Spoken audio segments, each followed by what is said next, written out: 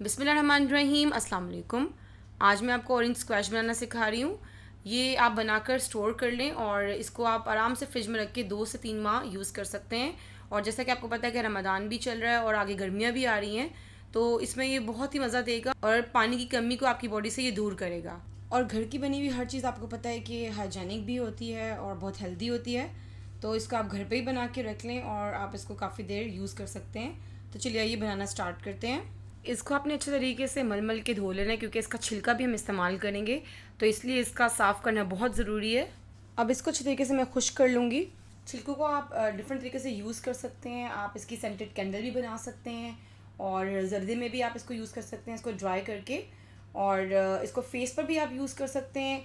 इसको छिलकों को काट लें, इसको ड्राई कर लें और इसका पाउडर बना लें। तो ड्राई आप इसको धूप में भी कर सकते हैं या फिर ओवन में भी कर सकते हैं। और इसका पाउडर बना लेते हैं, आप फेस पैक भी बना सकते हैं।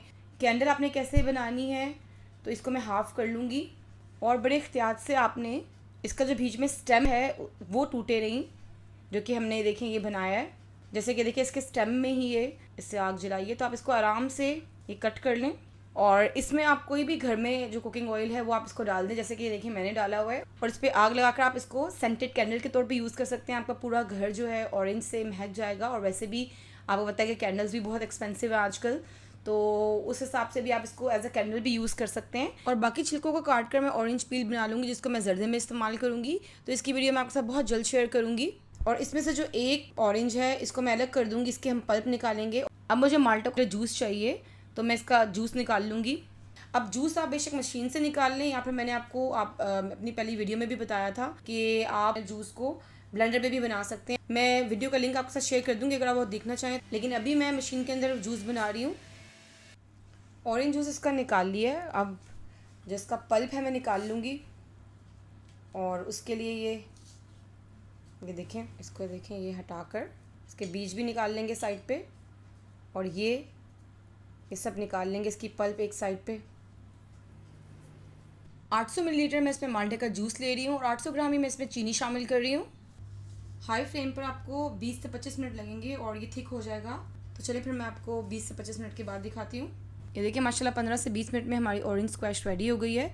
लेकिन अगर हम इसका पहले शीरा बनाते, यानी चीनी के अंदर पानी मिक्स करते और उसको पकाते और फिर बाद में ऑरेंज जूस डालते, तो ये आपको इसको थिक करने में तकरीबन पौने से 1 घंटा लगता। अब बस एक चुटकी में इसके अंदर ये काला नमक डाल रही हूँ, ये मीठे को बैलेंस करेगा। और 2 खाने के चम्मच मैंने नींबू का रस ले लिया है। बिस्मिल्लाहिर्रहमानिर्रहीम। ये बिल्कुल एंड पे डालेंगे। बस इसको आग में बंद कर दूंगी और बिल्कुल एंड में यहाँ पर मैं ऑरेंज एसेंस डाल रही हूँ। बस 2 से 3 ड्रॉप डालेंगे, ज़्यादा नहीं डालेंगे ये। और बस इसको मैं मिक्स कर लूँगी। और ये ऑप्शनल है, अगर आप ना डालना चाहें। मैं बस 1 से 2 ड्रॉप ये ऑरेंज कलर डाल रही हूँ। इसको आप फ्रिज में रखकर आराम से 2 से 3 महीने तक यूज़ कर सकते हैं। लेकिन क्योंकि इसमें हमने कोई प्रिजर्वेटिव्स नहीं डाले, तो आप इसको फ्रिज में रखिएगा। ये देखें, ये ऑरेंज स्क्वैश हमारी रेडी हो गई है। अभी इसकी कंसिस्टेंसी ये है और जब ये ठंडा होगा तो ये और थिक हो जाएगा। और अब इसके अंदर मैं ये जो पल्प मैंने माल्टे के निकाले थे ये डाल दूंगी। बिस्मिल्लाहिर्रहमानिर्रहीम। और इसको रूम टेम्परेचर पर ठंडा कर लूँगी। ये लीजिए बहुत ही मज़ेदार ऑरेंज पल्प स्क्वैश रेडी है। इसको आप फ्रिज में रख के आराम से 2 से 3 माह इस्तेमाल कर सकते हैं। देखिए जब आपने इसको रेडी करना हो तो आइस क्यूब्स ऐड करें। मैंने यहाँ पर फैंसी ऑरेंज क्यूब्स ऐड किए हैं, इसकी वीडियो ऑलरेडी मेरे चैनल पर मौजूद है। उसके बाद आप 2 से 3 चम्मच ऑरेंज स्क्वैश के ऐड करें और पानी ऐड कर दें, तो ये बहुत ही मज़ेदार आपका ऑरेंज स्क्वैश रेडी हो जाएगा। जाने से पहले एक हदीस पाक आपसे शेयर करती चलूँ।